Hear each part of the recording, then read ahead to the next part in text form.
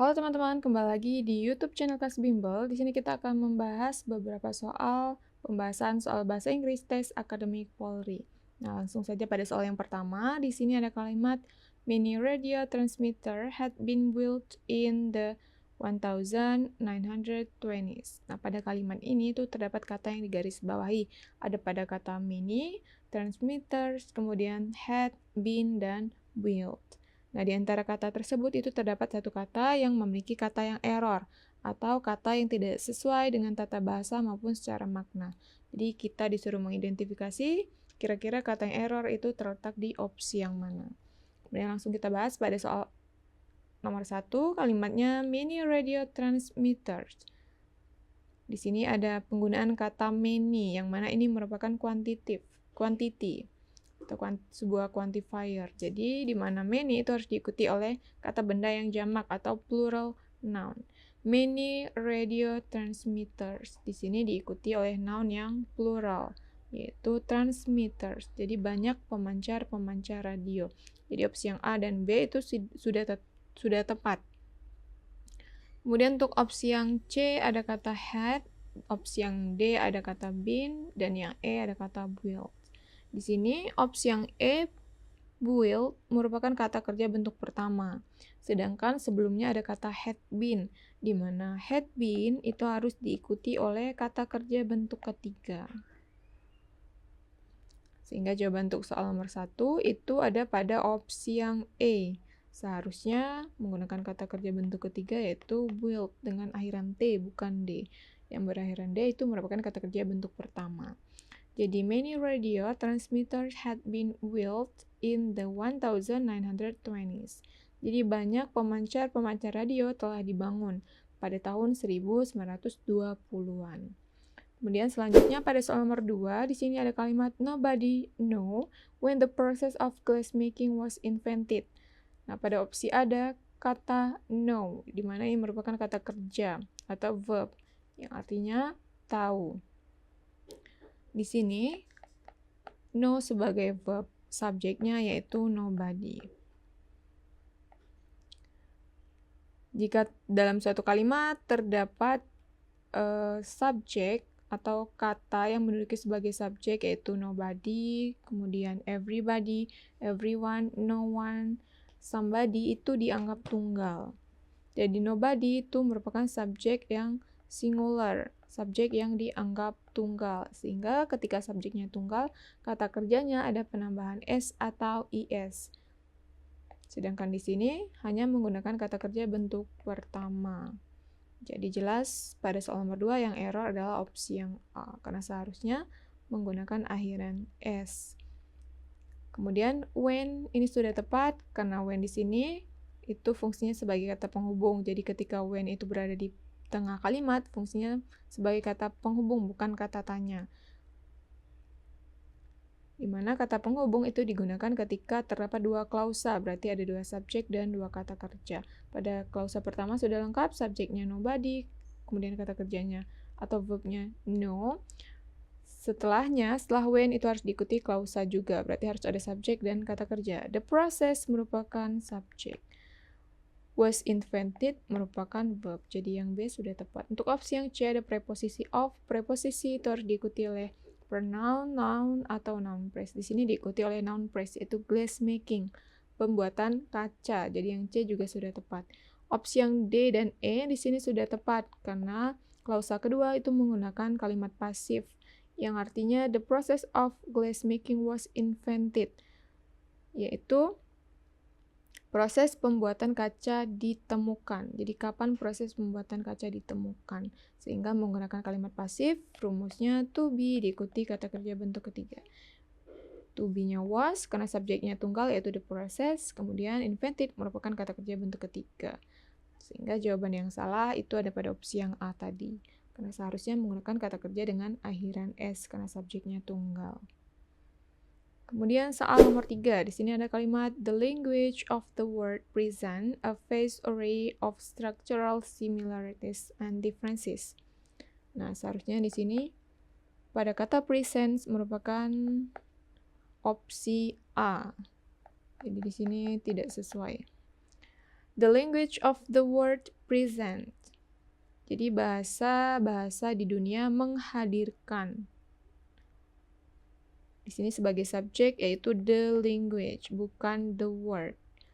Karena the words itu diawali preposisi of. Jadi kata setelah preposisi itu tidak bisa menjadi subjek, tapi dia fungsinya sebagai objek. Sehingga subjeknya yaitu the language, yaitu bahasa-bahasa. Subjeknya jamak atau plural karena ada akhiran s pada kata language. Kemudian untuk subjek yang plural atau jamak, tadi kata kerjanya harus berupa kata kerja bentuk pertama, jadi tidak ada penambahan apapun kecuali ketika subjeknya tunggal. Sedangkan pada opsi A, presents, ada akhiran s pada kata kerjanya. Sehingga opsi yang salah ada pada kata present. Nah, untuk opsi yang A, di sini salah, seharusnya present, bukan the word, karena kata yang digarisbawahi adalah present. Jadi jawabannya yang A. Untuk opsi yang B, array, sudah tepat karena array merupakan kata benda yang tunggal, yang mana diawali oleh artikel A. Jika terdapat artikel A atau an, maka harus diikuti kata benda yang tunggal. Di sini diikuti kata benda yang tunggal, yaitu array. Untuk opsi yang C, of merupakan preposisi, harus diikuti noun atau noun phrase. Di sini diikuti oleh noun phrase, yaitu structural similarities and differences. Itu persamaan dan perbedaan struktural. Jadi yang C itu sudah tepat juga. Untuk opsi yang D dan E, di sini juga sudah tepat karena ada konjungsi N. Jika terdapat konjungsi, maka struktur di sebelah kiri dan kanan itu harus sama. Jika di sebelah kiri kata benda, maka di sebelah kanan juga harus kata benda. Jika di sebelah kiri kata kerjanya penambahan S, maka di sebelah kanan juga ada penambahan S. Di sebelah kiri similarities ada akhiran S. Kemudian di sebelah kanan difference ada akhiran S juga, differences. Sehingga yang D dan E itu sudah tepat. Jadi yang salah ada pada kata present dengan akhiran S, seharusnya tidak ada S. The language of the world present a vast array of structural similarities and differences. Jadi bahasa di dunia menghadirkan beragam persamaan dan perbedaan struktural.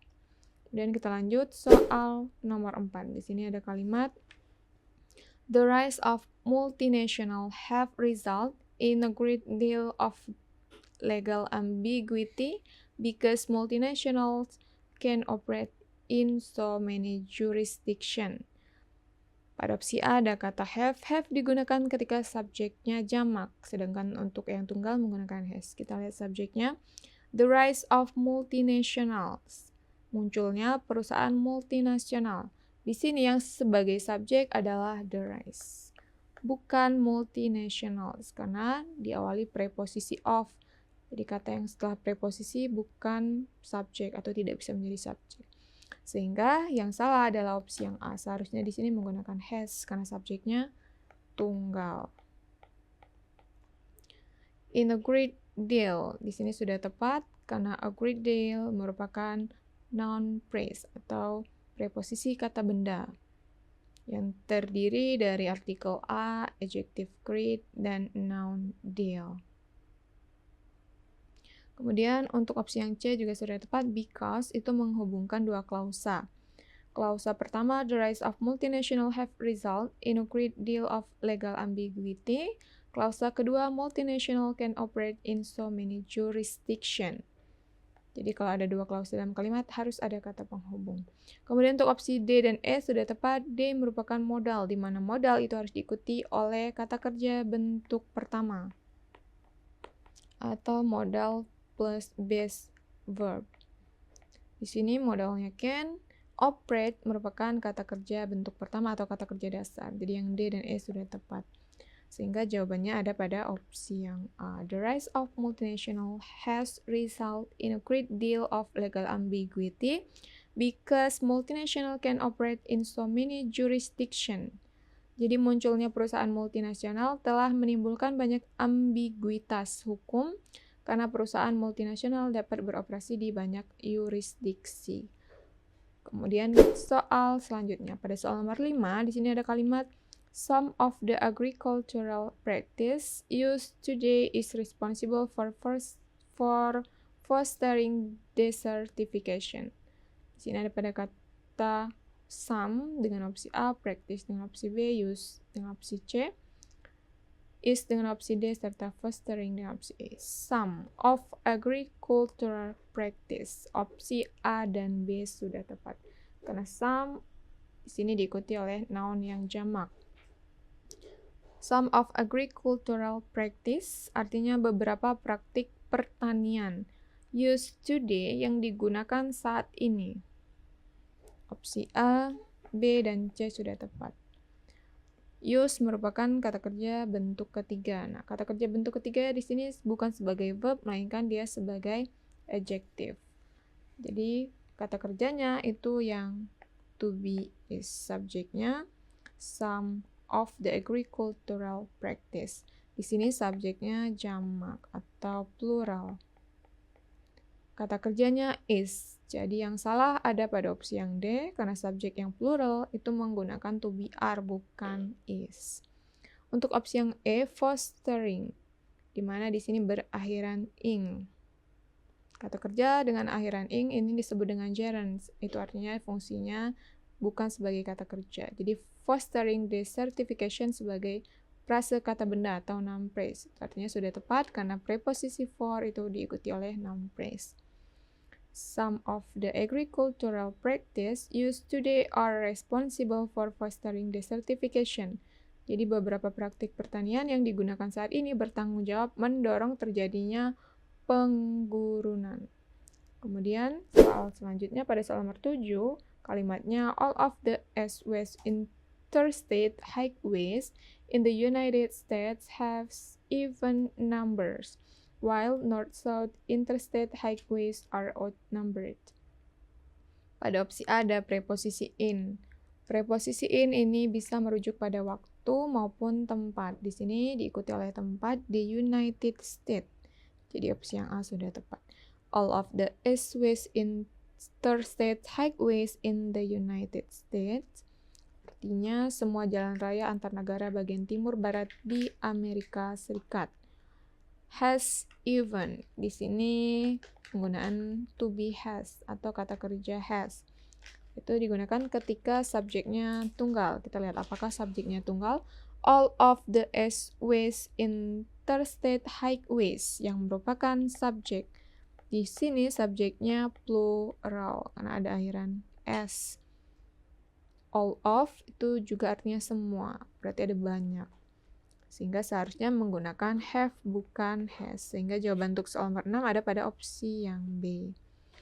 Untuk opsi yang C sudah tepat karena while merupakan preposisi maksudnya kata penghubung, salah.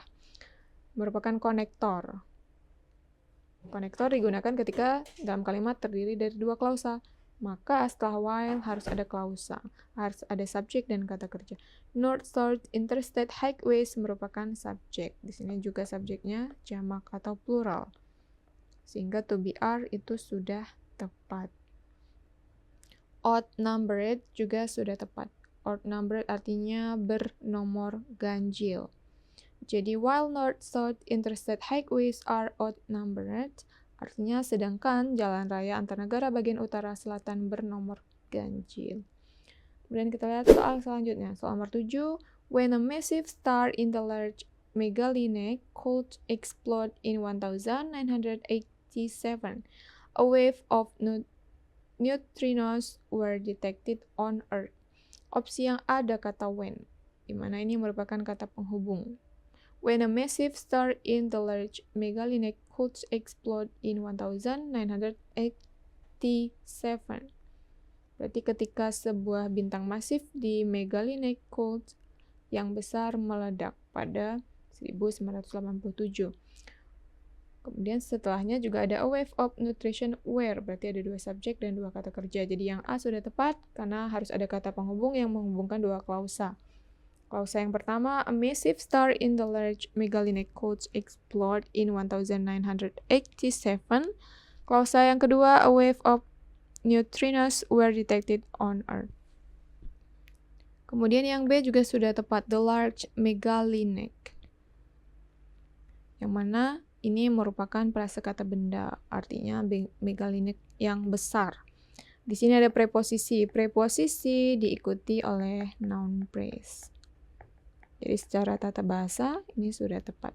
Kemudian penggunaan artikel A. Artikel A digunakan untuk kata benda yang tunggal. Di sini wave merupakan noun yang tunggal. Sehingga yang C juga sudah tepat. Kemudian ada preposisi of, maka harus diikuti oleh noun, noun phrase maupun pronoun. Di sini diikuti oleh noun yaitu neutrinos, of neutrinos. Jadi yang D juga sudah tepat.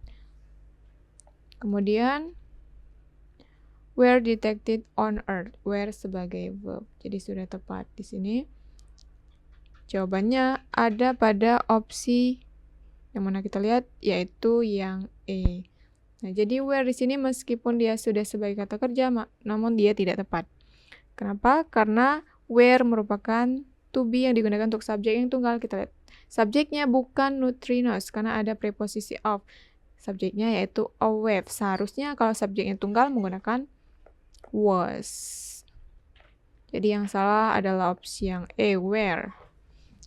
Secara makna, opsi yang E itu tidak ada kesalahan, namun secara tata bahasa opsi yang E merupakan kata yang error karena seharusnya subjek yang tunggal itu menggunakan was bukan were.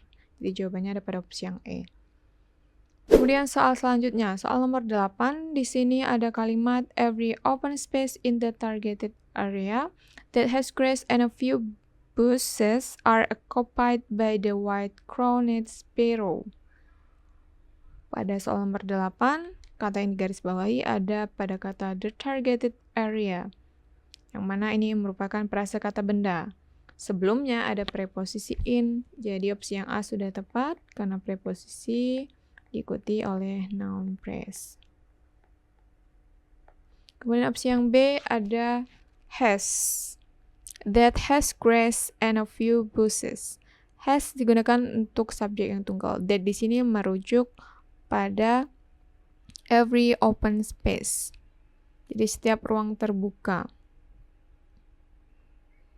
Sehingga untuk soal nomor 8, kita lihat that has grass and a few bushes are occupied. Di sini ada to be are sebagai kata kerja, are occupied. Untuk opsi yang B di sini juga sudah tepat karena has merujuk pada that. That di sini itu merujuk pada area, targeted area. Jadi every open space in the targeted area that has grass and a few bushes are occupied by the white-crowned sparrow. Artinya setiap ruang terbuka pada area sasaran yang terdapat rerumputan. Jadi that has grass merujuk pada targeted area, di mana ini areanya tunggal. Kalau jamaknya ada akhiran s, areas. Sehingga untuk subjek yang tunggal menggunakan to be has. Kalau jamak menggunakan have. Jadi merujuk pada targeted area.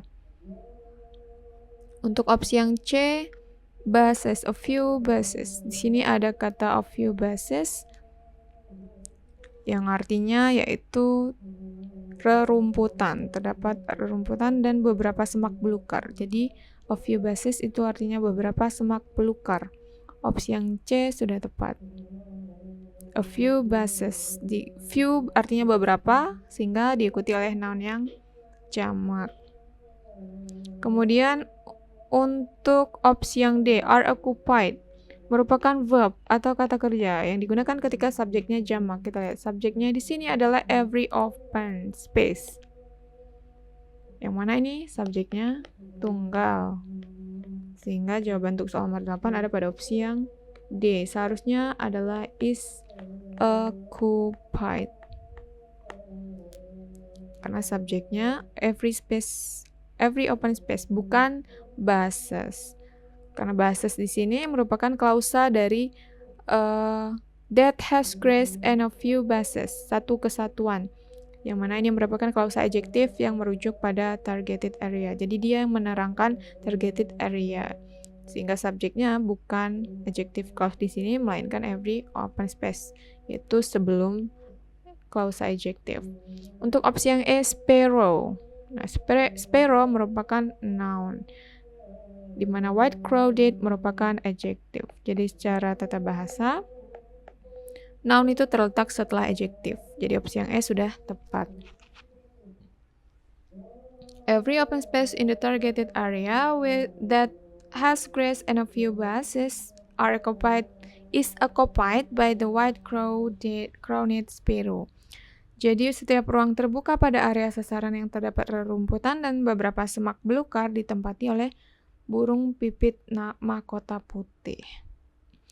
Kemudian kita lanjut soal berikutnya. Soal nomor 9, di sini ada kalimat the term Yankee was originally a nickname for people from New England, but now anyone from the United States are referred to as a Yankee. Kita lihat pada opsi A ada kata was, digunakan untuk subjek yang tunggal, subjeknya the terms Yankee. Di opsi yang A sudah tepat. Nah, subjeknya tunggal sehingga menggunakan was. Originally a nickname for people. Awalnya merupakan julukan bagi orang-orang. Di sini ada preposisi for diikuti oleh people. People merupakan noun. Preposisi diikuti oleh kata benda. Jadi opsi yang B sudah tepat. Opsi yang C ada kata but. But di sini sebagai kata penghubung. Karena klausa pertama tadi subjeknya determinant ke, kata kerjanya was. Pada klausa kedua setelah but ada now anyone from the United States are referred. Subjeknya yaitu anyone from the United States. Kata kerjanya adalah are.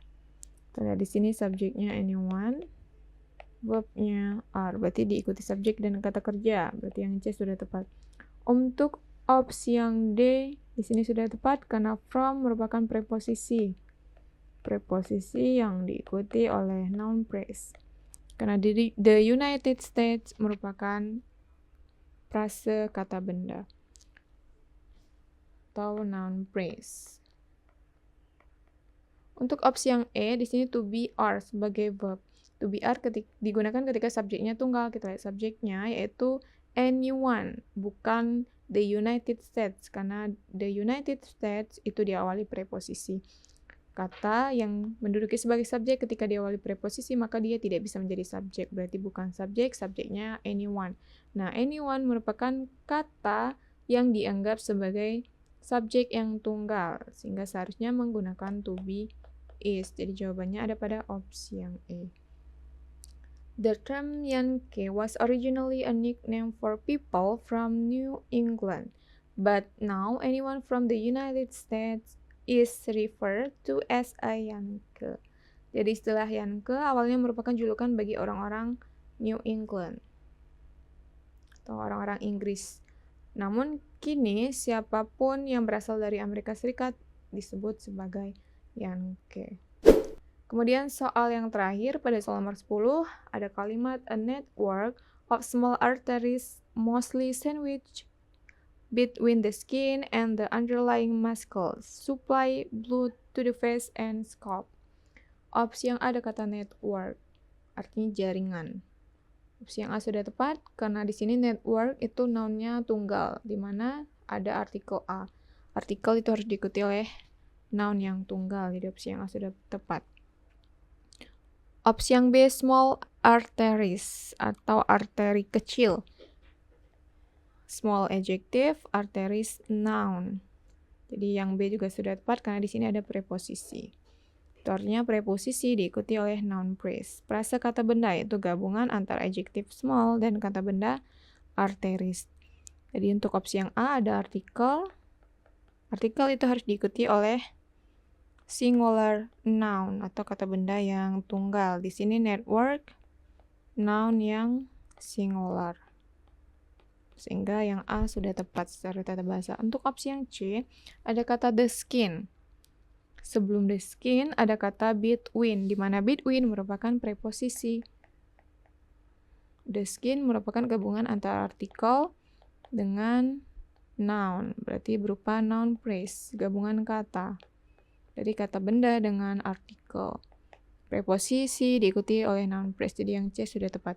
Opsi yang D ada kata supply. Supply merupakan kata benda, artinya memasok. Di sini menggunakan kata kerja bentuk pertama. Pada kalimat ini yang menjadi subjek yaitu a network. Small arteries bukan subjek karena diawali preposisi of.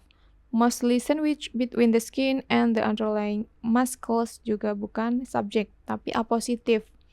Karena frase yang berada di apit antara koma itu sebagai apositif. Yang artinya sebagian besar terjepit di antara kulit dan otot di bawahnya, tidak ada kata kerja.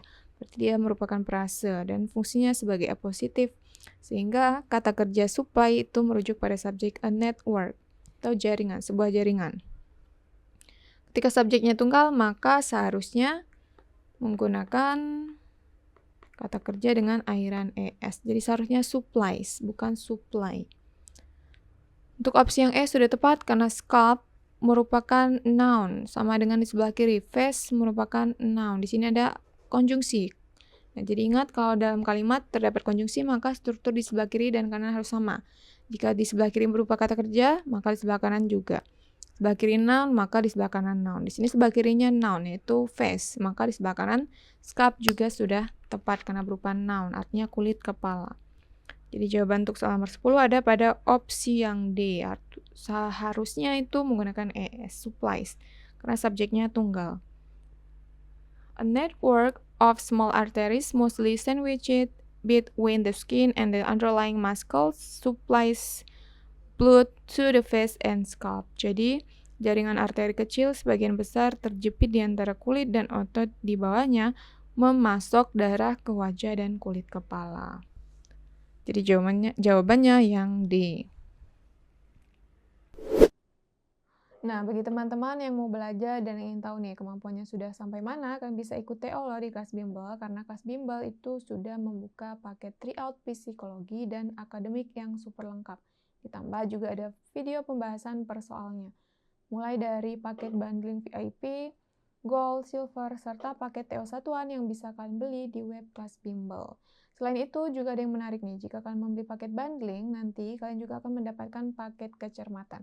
Jadi tunggu apa lagi, segera daftar dan beli paket TO-nya di web kelas bimbel. Dan untuk yang masih bingung cara membeli paketnya, bisa menghubungi WA admin yang ada di link Instagram kelas bimbel, di link bio Instagram kelas bimbel, yaitu di kelasbimbel.id. Oke, sekian dan terima kasih. Sampai jumpa di pembahasan selanjutnya. Dan jangan lupa untuk like, komen, dan subscribe YouTube channel Kelas Bimbel.